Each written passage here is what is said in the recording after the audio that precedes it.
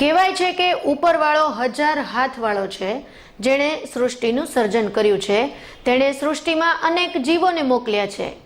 ખાસ કરીને જીવોમાં મનુષ્ય અવતાર મેળવવો તે એક ભાગ્યની વાત કહેવાય. ક્યારેક કુદરત પણ મનુષ્યમાં અમુક ક્ષતિઓ છોડી દેતી હોય છે, તો ક્યારેક નિરાંતની પળોમાં કુદરતે કોઈ વ્યક્તિને શરીર રચનામાં અમુક અંગો વધારે પણ આપ્યાના કિસ્સાઓ સામે આવતા હોય છે.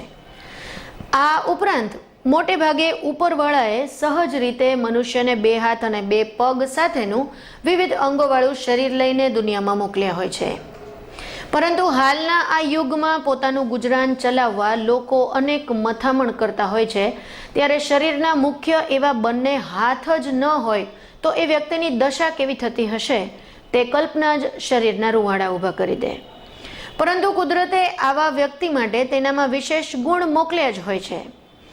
જામનગરમાં પણ કબીર આશ્રમ ખાતે આવેલા એક સંત શ્રી પ્રબુદ્ધદાસજી મહારાજ કે જેઓ અકસ્માત બાદ બંને હાથ વગર પોતાની આજીવિકા આરામથી પસાર કરે છે અને અકસ્માતનો ભોગ બની અપંગ બનેલા લોકોને જીવન જીવવા માટે અનેરું ઉદાહરણ પૂરું પાડી રહ્યા છે.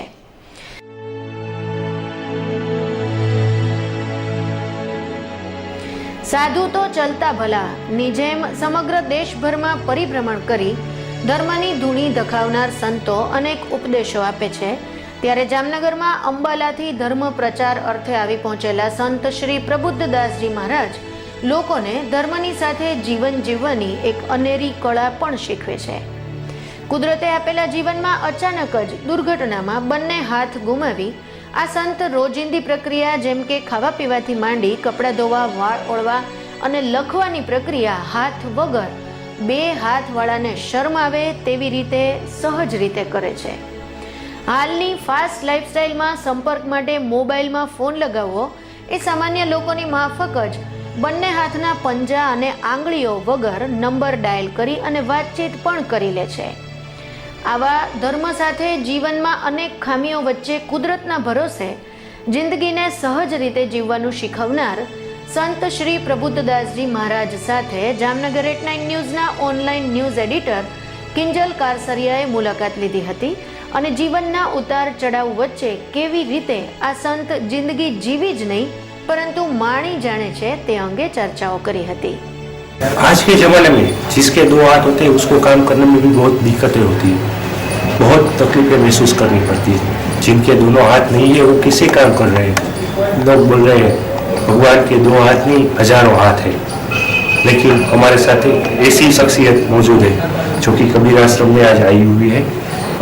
हमारे साथ जो महंत है उसके दोनों हाथ अकस्मात में नहीं है, तो जो आम पब्लिक जिसके दोनों हाथ है वो जैसे काम कर सकती है वैसे ही वो सब काम कर रहे हैं.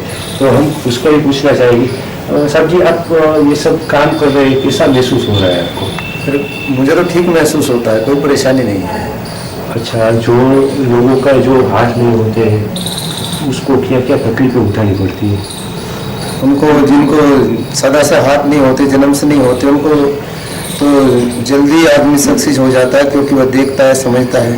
और जिनको हाथ होने के बाद में हाथ जाते हैं या पैर जाते हैं उनको थोड़ी परेशानी उठानी पड़ती है. शुरू में परेशानी होती है, बाद में सब अभ्यास में आ जाता है, प्रैक्टिस में आ जाता है, तो उससे सभी काम हो जाते हैं. मैं तो नहाने धोने, लैट्रिन, बाथरूम सब ब्रश सारा काम अपना पूरा दिनचर्या पूरी कर लेता हूँ. मुझे कोई परेशानी नहीं होती और ना कभी हताशा निराशा महसूस होती.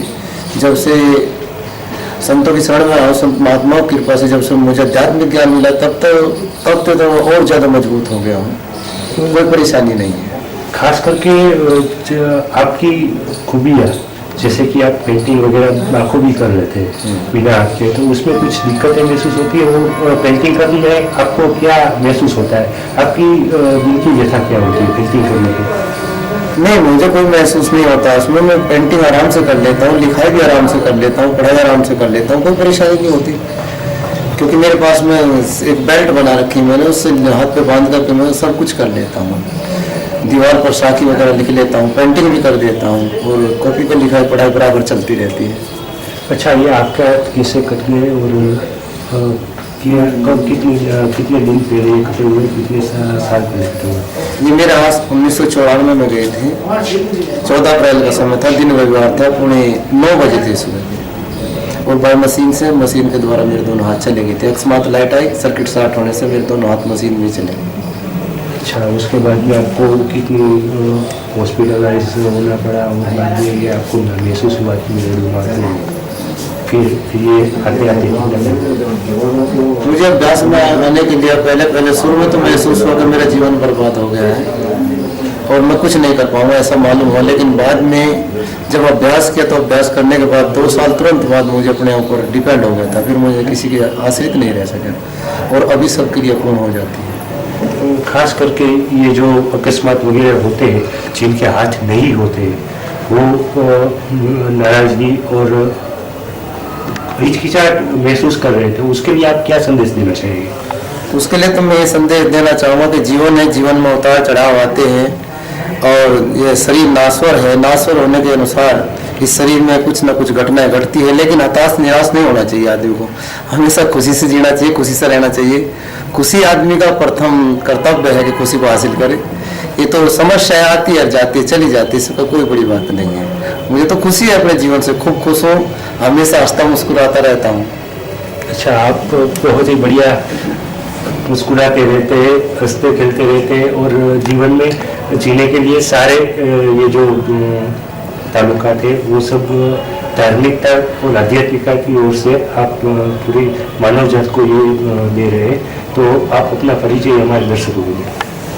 मेरा परिचय मेरा नाम प्रबुद्ध दास है और मेरे गुरुदेव जी का नाम है श्री मीणा साहब, श्री कबीर मीणा आश्रम, अम्बाला शहर, हरियाणा राज्य। और दूसरा आश्रम हरिद्वार में है। हम यदा कदा दोनों जगह रहता हूँ, विशेषकर अम्बाला शहर में रहता हूँ गुरु जी के सानिध्य में। तो ये थे प्रबुद्ध दास जी के जिसके दोनों हाथ अकस्मात में चले गए, फिर भी अपना काम बेखूबी कर रहे हैं और एक मानव जात को पूरा जीने का एक मुस्कुराहट के साथ संदेश दे रहे हैं। किंजल का सरिया, जामनगर, 8 न्यूज़, रजनीश नागर के साथ।